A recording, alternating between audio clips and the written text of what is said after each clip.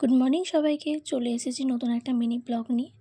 দেরি হয়ে গেছে উঠতে, তাই তাড়াতাড়ি ফ্রেশ হয়ে নিজের জন্য চা বানিয়ে নিয়েছি। এখানে চা খাচ্ছিলাম। মায়ের রুটি করতে দেরি হবে, তাই মা বলে একটু অল্প করে মুড়ি খেয়ে নে।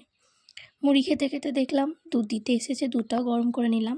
এইদিকে দেখছি মায়ের রুটি করা হয়ে গেছে। যে মোটা রুটিগুলো হয় সেগুলো খেলাম অল্প, দিয়ে বাইরে গেছিলাম নিম পাতা আনতে।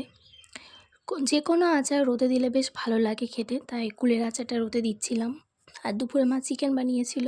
সকালে যে রুটিগুলো বানিয়েছিল সেইগুলোতে চিকেন কষা খেয়ে নিচ্ছি। চিকেন কষা খেতে ভালো লাগে রুটি দিয়ে, তাই এখানে খেয়ে নিচ্ছি। তার সাথে মা স্যালাড বানিয়েছিল, আর বোন দিয়ে গেল বড়ার টক। সন্ধ্যাবেলায় চা খেয়ে নিলাম আমি আর মা। দিদি তো নেই বাড়িতে।